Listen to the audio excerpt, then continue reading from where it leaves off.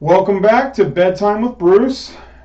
We are in the third hour, and thank you all for joining me. As you probably know by now, the third hour of the show is dedicated to homoerotic literature. Right now, we are halfway through with a book called The House of the Vampire, and it's by George Sylvester Viereck. And this book was written in 1907, and it is the first homoerotic, first book about gay vampires. And the vampires in this book are blood-sucking vampires, and they are like psi vampires, so they're more about like draining life forces and things like that. I'm a little confused as to what's going on in this book right now, but we have made a commitment to always finish the books that we start. So I am going to continue with it. Hopefully you have all been paying attention since the start and you know what's going on. I will admit that I'm a little bit lost, but it seems like a well-written book and we're about halfway done with it. So I have also made a promise that the next homoerotic book we read is going to be something something a little more traditional as far as homoerotic literature. You can infer whatever you want from that. But that's what it's going to be like. But let's pick up where we left off here. We are on chapter 16. While the train sped up to New York, Ethel Brandenburg was the one object engaging Ernest's mind. He still felt the pressure of her lips upon his, and his nostrils dilated at the thought of the fragrance of her hair brushing his forehead. But the moment his foot touched the ferry boat that was to take him to Manhattan, the past 3 weeks were, for the time being at least, completely obliterated from his memory. All his other interests that he had suppressed in her company because she had no part in them came rushing back to him. He anticipated with delight his meeting with Reginald Clark. The personal attractiveness of the man had never seemed so powerful to Ernest as when he had not heard from him for some time. Reginald's letters were always brief. Professional writers, he was wont to say, cannot afford to put fine feelings into their private correspondence. They must turn it into copy. He longed to sit with the master in the studio when the last rays of the daylight were tremulously falling through the stained window, and to discuss far into the darkening night philosophies young and old. He longed for Reginald's voice, his little mannerisms, the very perfume of his rooms. There was also a deluge of letters, likely to await him in his apartment. For in this hurried departure he had purposely left his friends in the dark as to his whereabouts. Only to Jack he had dropped a little note the day after his meeting with Ethel. He earnestly hoped to find Reginald at home, though it was well nigh 10 o'clock in the evening, and he cursed the rapid transit for its inability to annihilate space and time. It is indeed disconcerting to think how many months, if not years, of our earthly sojourn the dwellers in cities spend in transportation conveyances that must be set down as a dead loss in the ledger of life. A nervous impatience against things material overcame Ernest in the subway. It is ever the mere stupid obstacle of matter that weighs down the wings of the soul and prevents it from soaring upwards to the sun. When at last he had reached the house, he learned from the hall boy that Clark had gone out. Ruffled in temper, he entered his room and went over his mail. There were letters from editors with commissions that he could not afford to reject. Everywhere, newspapers and magazines opened their yawning mouths to swallow up what time he had. He realized at once that he would have to postpone the writing of his novel for several weeks, if not longer. Among the letters was one from Jack. It bore the postmark of a little place in the Adirondacks, where he was staying with his parents. Ernest opened the missive not without hesitation. On reading and rereading it, the fine lines on his forehead that would someday deepen into wrinkles became quite pronounced, and a look of displeasure darkened his face. Something was wrong with Jack, a slight change that defied analysis. Their souls were out of tune. It might only be a passing disturbance. Perhaps it was his own fault. It pained him nevertheless. Somehow it seemed of late that Jack was no longer able to follow the vagaries of his mind. Only one person in the world possessed a similar mental vision. Only one seemed to understand what he said and what he left unsaid. Reginald Clark, being a man and poet, read in his soul as in an open book. Ethel might have understood, had not love, like a cloud, laid itself off between her eyes and the page. It was with exultation that Ernest heard near midnight the click of Reginald's key in the door. He found him unchanged, completely, radiantly himself. Reginald possessed the psychic power of undressing the soul, of seeing it before him in primal nakedness. Although no word was said of Ethel Bradenburg except the mere mention of her presence in Atlantic City, Ernest intuitively knew that Reginald was aware of the transformation that absence had wrought in him. In the presence of this man he could be absolutely himself, without shame or fear of misunderstanding, and by a strange metamorphosis all of his affection for Ethel and Jacques went out for the time being to Reginald Clark.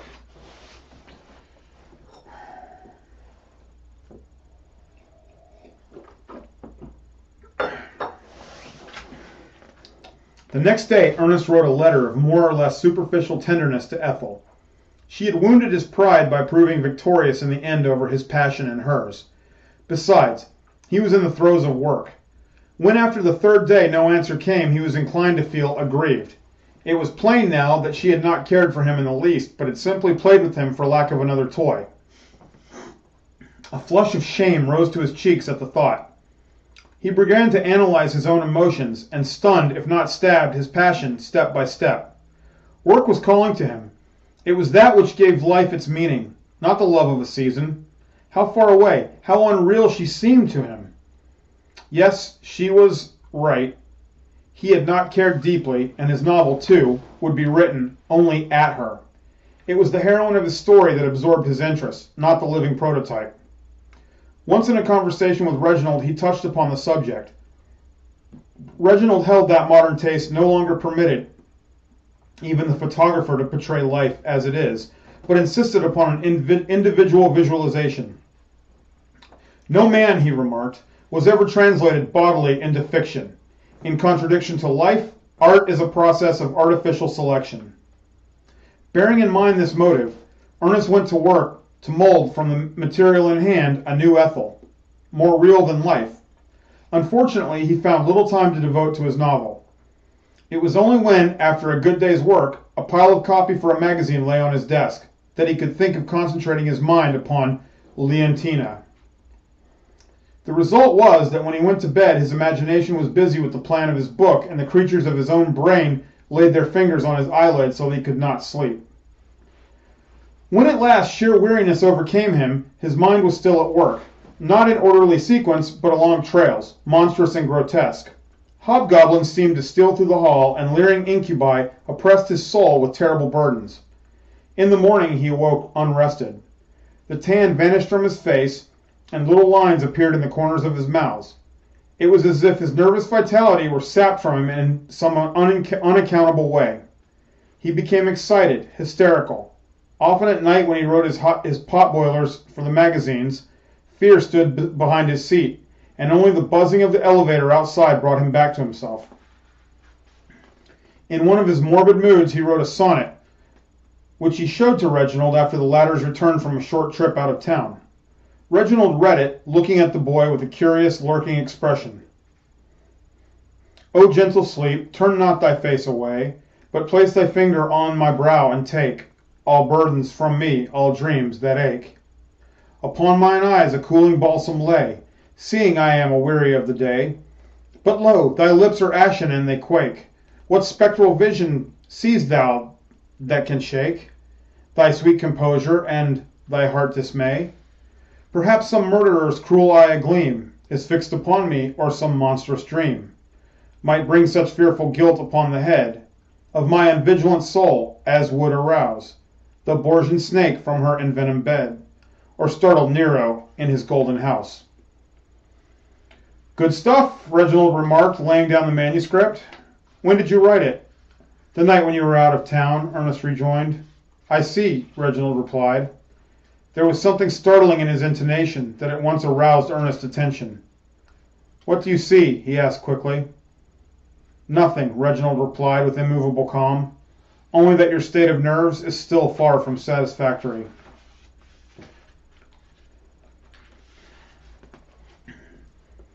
After Ernest's departure, Ethel Bradenburg's heart was swaying hither and thither in a hurricane of conflicting feelings. Before she had time to gain an emotional equilibrium, his letter had hurled her back into chaos. A false ring somewhere in Ernest's words, re-echoing with an ever-increasing volume of sound, stifled the voice of love. His jeweled sentences glittered, but left her cold. They lacked that spontaneity which renders even simple and hackneyed phrases wonderful and unique. Ethel clearly realized that her hold upon the boy's imagination had been a fleeting midsummer night's charm, and that a word from Reginald's lips had broken the potency of her spell. She almost saw the shadow of Reginald's visage hovering over Ernest's letter and leering at her from between the lines in sinister triumph. Finally, reason came and whispered to her that it was extremely unwise to give her heart into the keeping of a boy. His love, she knew, would have been exacting, irritating at times. He would have asked her to sympathize with every phase of his life, and would have expected active unrest on her part in much that she had done with long ago. Thus, untruth would have stolen into her life and embittered it.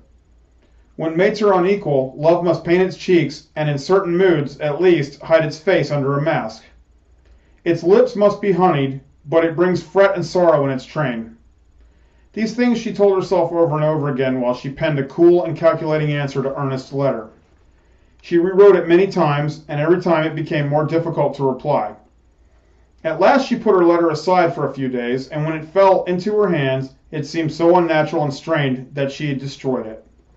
Thus several weeks had passed, and Ernest no longer exclusively occupied her mind, when, one day early in September, while glancing over a magazine, she came upon his name in the table of contents. Once more she saw the boy's wistful face before her, and a trembling something stirred in her heart. Her hand shook as she cut the pages, and a mist of tears clouded her vision as she attempted to read his poem. It was a piece of somber brilliance, like black-draped monks half crazed with mystic devotion. The poet's thoughts flitted across the page. It was the wail of a soul that feels reason slipping from it, and beholds madness rise over its life like a great pale moon. A strange unrest emanated from it and took possession of her. And again, with an insight that was prophetic, she distinctly recognized behind the vague fear that had haunted the poet the figure of Reginald Clark. A half-forgotten dream struggling into consciousness staggered her by its vividness. She saw Clark as she had seen him days gone by, grotesquely transformed into a slimy sea thing whose hungry mouths shut, sucking upon her, and whose 1,000 tentacles encircled her form. She closed her eyes in horror at the reminiscence, and in that moment it became clear to her that she must take into her hands the salvation of Ernest Fielding from the clutches of the malign power that had mysteriously enveloped his life.